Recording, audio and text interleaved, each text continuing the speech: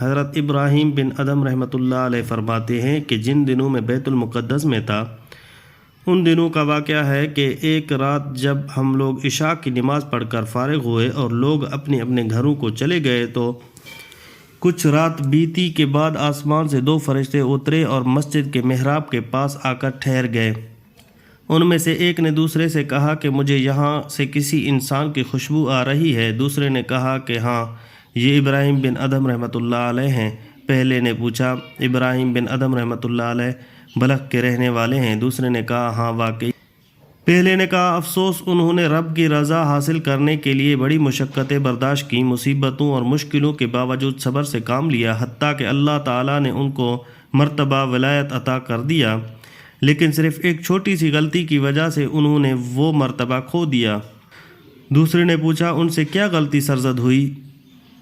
پہلے فرشتے نے کہا جب وہ بصرہ میں تھے تو ایک بار انہوں نے ایک کھجور فروش سے کھجوریں خریدیں اور کھجوریں لے کر جب وہ واپس پلٹنے لگے تو دیکھا کہ زمین پر کھجور کا ایک دانہ گرا پڑا تھا۔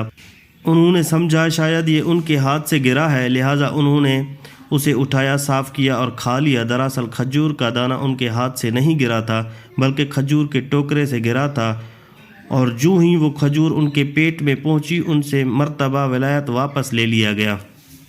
حضرت ابراہیم بن ادھم رحمۃ اللہ علیہ نے مسجد کے دروازے کے اوٹ جب ان کی یہ باتیں سنی تو روتے ہوئے مسجد سے باہر نکلے اور اس پریشانی اور بے چینی کے عالم میں بیت المقدس سے بصرہ کی طرف روانہ ہو گئے۔ وہاں جا کر ایک کھجور فروش سے کھجوریں خریدیں اور پھر اس کھجور فروش کے پاس گئے جس سے پہلے کھجوریں خریدی تھیں، اسے کھجور واپس کی اور ساتھ ہی سارا واقعہ بیان کیا، اور آخر میں اس سے معافی بھی مانگی کہ غلطی سے تمہاری ایک کھجور کھالی تھی، لہٰذا مجھے معاف کر دینا۔ اس کھجور فروش نے اسے کھلے دل سے معاف کر دیا اور پھر رو پڑا کہ حضرت کو ایک کھجور کی وجہ سے اتنی پریشانی کا سامنا کرنا پڑا۔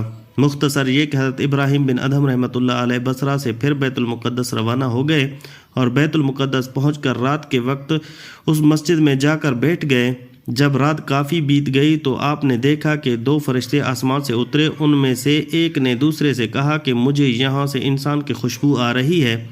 دوسرے فرشتے نے کہا کہ ہاں، یہاں ابراہیم بن ادھم موجود ہیں جو ولایت کے مرتبے سے گر گئے تھے، لیکن اب اللہ تعالیٰ نے انہیں اپنے فضل و کرم کے صدقے پھر وہی مقام عطا فرما دیا۔